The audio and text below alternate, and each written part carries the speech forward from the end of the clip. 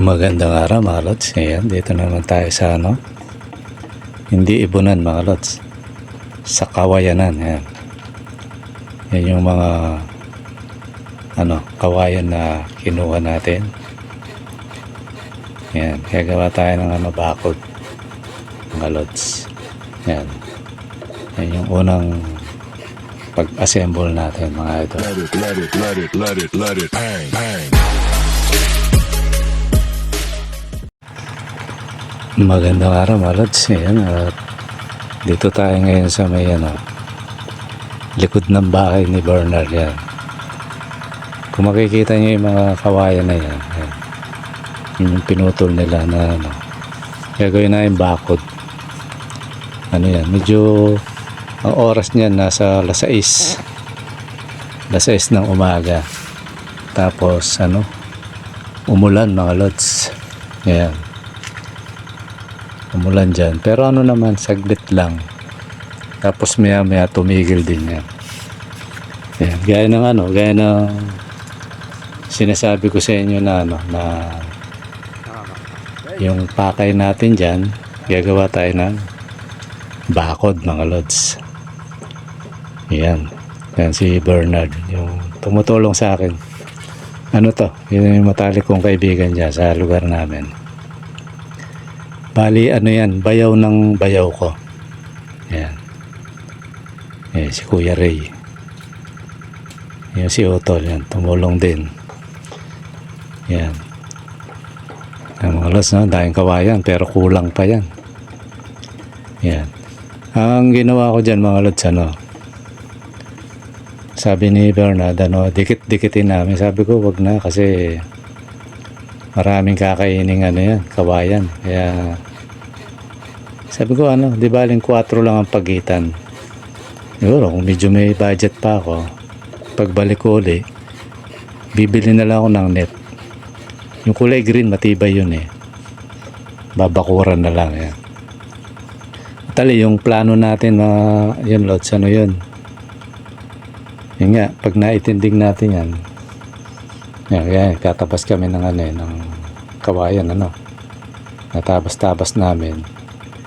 Pero ako ang dyan, kumbaga kanya-kanya kami ng task dyan sa umpisa, nagputol muna ako.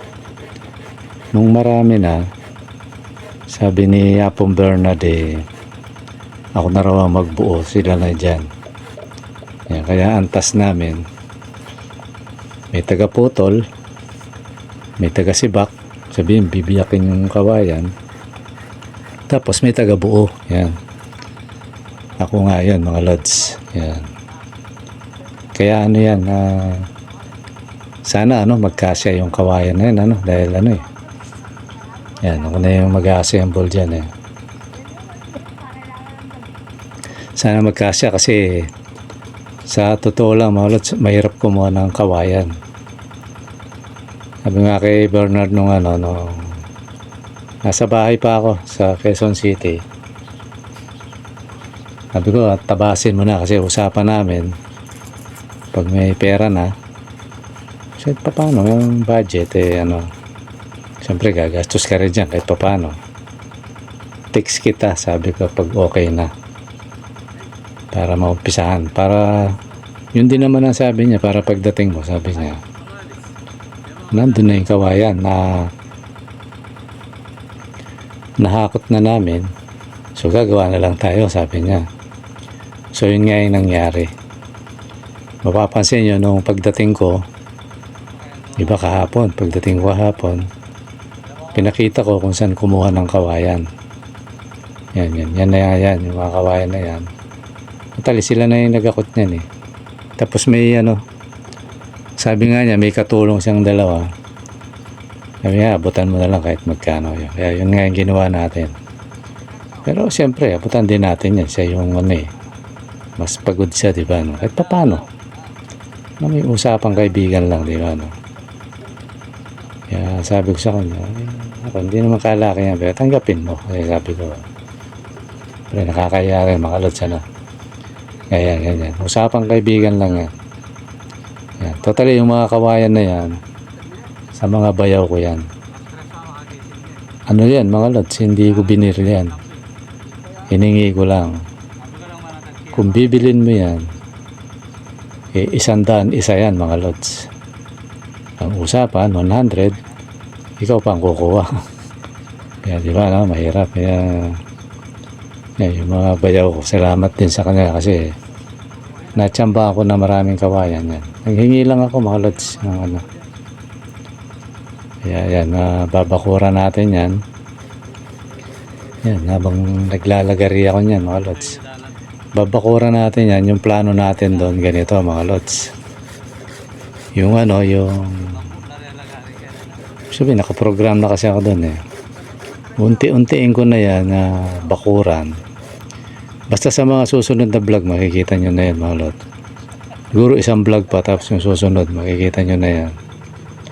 Basta ang ano dyan, ang gagawin ko, di babakuran. Pag nabakuran, sabi ko kay Kuya Ray, yung si Kuya, kapatid ko yun eh, Kuya namin, ano, ayusin niya. Sabihin, tagyan niya ng pananim. Siguro ano, kung ano, sabi ko nga, kasi naano lang naman yan eh. Kausap nga yung taga rito sa amin. Parang kuya-kuya rin namin yan. Sabi niya, may ano doon, may malunggay yan. Itanim mo. Meron na, no? Itutusok ko yan sa mga pagitan. Ibig sabihin, sa tabi ng bakod mismo. Para pag lumaki, pampatibay din sa bakod yan, mga lods. Kasi yan, wala pa akong balak padiran yan. Mas gusto ko na mauna yung bahay bago bakod. Kasi yung bakod, madali lang yan eh. Kasi para at least pag pinapaganda mo na, yun ay bahay na. Diba, no? Kaya sabi niya, ano, papuntahin mo lang doon yun, yung mga ano ron. Ano yung pwede itanim. Tapos siguro bibili ako ng binhi. Mga gulay. Yan. Tapos hahanap ng ano, ng yung, ano, yung tawag na ito. Kamuting kahoy. Yan, didikit ko rin yan sa bakod para pampatibay din. May bakod ka na, may kamuting kahoy ka pa mga lods, di ba, no? Yan, yung gagawin natin dyan. Tapos yung gitna, balak namin ano, ilagyan ng kubo. Sabi ni Apong Bernard, Kit, umuwi ka na, sabi niya. Basta mabakura natin yan. Tapos, lagyan natin ng ano, kahit yung ano lang, yung, may masilungan lang, tapos may upuan. Para pag umuwi ka, sabi niya, may silungan kahit papano. Sabi niya, pag gusto mong pasalan yung lugar mo dito. Tapos yung mga paligid, nalagyan ng mga pananim, mga gulay. Yan, yung tanim na yun, ano yan, sabi nga kay Kuya Ray, para pag inuutosan ka yung kapatid namin, kasi dyan nakatira yun eh, sa kapatid kong isa eh. Itong tinitiran ko ngayon dyan. Okay, bawa kung ano man yung ano, di na ano, kung saan ka pahagilap, nandun na. Tapos pag uuwi ako, kahit pa paano, di ba, no? Meron tayong ano, may naiuwi tayo na kahit pa paano na mga gulay-gulay na yan, di ba, no? Kung sabi ni Kuya Ray, ano, mag-aalaga daw siya ng manok dyan. Sabi ko, di kaya manakaw yan kasi walang ano. Sabi naman nila, hindi naman daw. Kaya siguro kung magka-budget ulit ako, bibili ako ng net. Paikutan ko ng net dyan para kung may ano man, alagaan man niya si Kuya Ray dyan, eh, hindi makawala. Tapos maglagay ako ng ano, yung mabilis na tumubong ano, kagaya ng alateris para may lilim kumbaga sa kubo, ano. Yan yung plano dyan mga lods. Ano yan, marami na akong ano, totally marami na akong na video, kaya lang hindi ko pwedeng i-ano lahat, i-upload kasi ano eh. Totally itong ginagawa kong pag-edit na to mga lods, ano. Kasi sanay ako pag sa bahay, di ba, no? Dalawa gamit ko, computer at saka cellphone, sabay yan mga lods, minsan. Medyo may kahirapan, gaya na sabi ko sa inyo. May possible, walang thumbnail.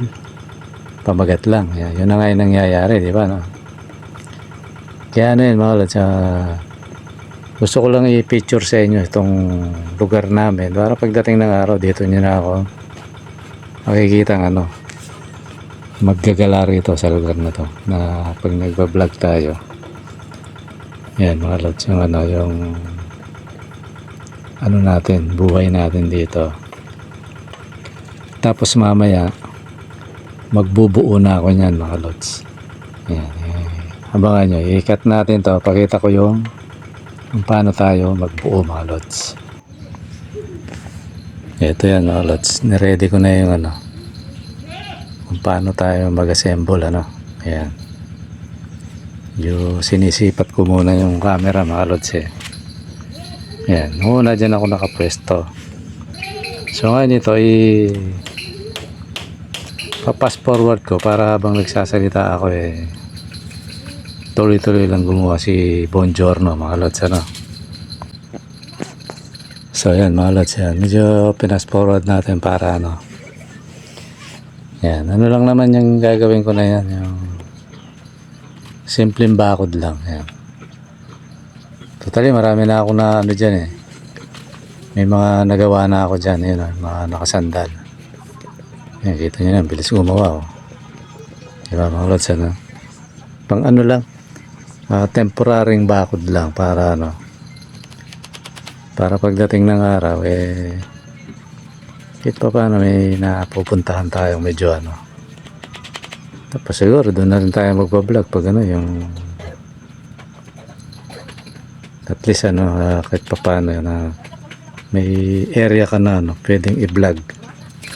Yan, tapos si Kuya nga ata mag-aalaga ng manok doon. Siguro yan na lang niya. Bahala na si Kuya dyan, basta ano, importante may ano, may bakod na. Kasi baka mausog ako eh. Baka may magkakursunada, usog uli, baka mapunta ako sa kalsada, kaya bago pa man matapos mahulugan to, sabihin, konti na lang kasi. So maayos ko na, okay na yun. Kaya yan, mga lods, ano, yung ano, tapos mamaya pupunta kami sa ano, sa bukid. Kukuha kami ng ano, yung gulay mga lods. Ano yun eh, yung mapait na gulay pero masarap siya. Yan, antayin lang natin ano to, yung nagkakalpintero na to. Yan, mukhang nagmamadali. Yan, yan mga lods. Okay, cut na natin yan mga lods, punta na tayo sa bukid. Ayun mga lodi, kuha tayo ng ano, maligoso. Yan, katapos lang namin ano, mag-ayos ng ano, yung gumawa ng mga bakod, yung na-assemble namin pero hindi pa nakabit. Yan, ano na, medyo naka 1/4 na kami. Isang muka pa lang. Yan, baka bukas i-ano na namin yan, kabit na namin. Yan mga lods, nangunguha kami ng gulay. Yan, papakita ko sa inyo yung ano, yung gulay na kinukuha namin. Yan, yan si Kuya Reo. Yan, walay para makarami. Yan, pakita ko ano ba yung gulay na kinukuha namin mga lods. Yan, babaliktarin ko yung camera para makita nyo yung gulay na kinukuha namin.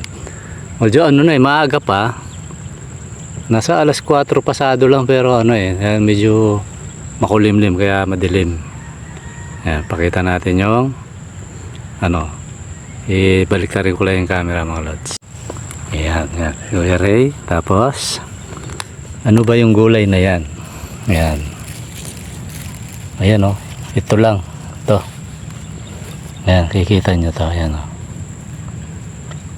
Ayan. Yan yung gulay na kinukuha namin mga lods. Ang tawag dito, maligoso. Ayan. Ewan ko sa inyo. Comment kayo pag mayroon kasi yung gulay na ganito rin sa probinsya nyo. Ito mga lods, ano siya, mapait na gulay. Ayan. Gulay na mapait to. Ayan, ano siya, mapait. Pero ang pait niya matamis. Yan, igigisa mo lang to sa sibuyas. Kung may sardinas ka na may tomato sauce, yan, yung pula yung sarsa, masarap to. Pag sa amin, ano lang to, ginigisa na may kamote. Yan, sarap yan mga lods. Yan. Ano na to? Malapit nang matapos. Pag uminit na ng todo, wala na to. Lumalabas to sa pagitan ng November. November, December, yan dami niyan. Hanggang January. Pero pagpatak ng February, yan, unti-unti nang mawawala yan kasi magsa-summer na. Yan. Ito yun mga lods. Yan. Ayan, alam nyo na mga lods ha. Maligocho. Yan, si Bernard. Oo, ito. Pero pag natuyo yung flash dan, marami yung nilitong ito. Ako mahina akong kumuha yan. Yan palang nakukuha ko. Yan. Hindi tayo sanay. Pero nung bata ako sanay akong kumuha na ito. Ngayon hindi na masyado eh. Yan. May kanya-kanya kami lalagyan. Para kumuha na ito. Itong hawak ko medyo magulang na to pero hima-himayin mo lang to pwede. Dito sa probinsya to mga lods. Mas gusto nila yung bata kasi naman to eh. Kita nyo yung lawak na bukid na yan. Puro may ganyang gulay. Yan. Bibilin mo sa market to mga lods. Mahal. Nung maliliit kami ito. 50 centimos ang isang plastic. Yung plastic ng malaki ng konti sa yelo. Yung solo pane na medyo malaki ng konti yan. 50. Tapos naging piso yun. Pero ngayon, mahal na sigurado to. Magkano to? Bernard to. Sa ngayon. Plastic sa yellow. Mahal na sigurado to eh. 50 pesos. Yun. 50 pesos mga lods. Kasi unique to eh. May season to. Pag malamig, tsaka lumalabas to. Napakasarap na gulay na ito mga lods. At sa mga panglaluto, wala Yan. sa pait-pait. Yan Titigan nyo mabuti mga lods. Baka sa bukid nyo. Yan, baka meron yan. Kinakain yan mga lods. At ito, yan. Balik tayo sa ibon mga lods. Kinakain ng ibon to mga lods. Mahusay sa ibon to. Yan. Ang gamot sa ibon na ito mga lods, yung parasite niya. Mga bula-bulati sa mga ibon natin. Yan. Kasi ito mapait. Pamatay bulati ng ibon. Yan. Ulitin ko, ang pangalan nito Maligoso. Ewan ko lang sa ibang kasi alam ko mga Ilocano, alam din to eh. Yan. Ewan ko sa mga Bisaya, sa Bicol, Bulacan, yan, ewan ko kung alam nila to. Pero sa Pampanga, yan. Pag Maligoso, alam nila yan mga lods. Ayan mga lods, yan. At least alam nyo, yan. Yan si Kuya Ray. Yan, si Utol. Focus natin. Yan. Yan si Kuya Ray. Bumuka. Yan. Tatapos lang namin gumawa eh. Nag-assemble kami ng pambabakot. Yan. Si Bernard. Aking best friend. Yan. Best friend forever. Yan. Yan. Ginagawa namin bahay nila yon, yung pwesto na yon. Yung sa akin, malayo. Doon pa yon. Kita nyo yung malaking bahay na yun. Banda pa doon yun sa akin. Sa kabilang pa. Isang baryo lang pero malayo. Sasakay pa namin ng ng tricycle yan. Okay mga lods, ito muna at kuha muna tayo ng Maligoso. Break muna tayo mga lods.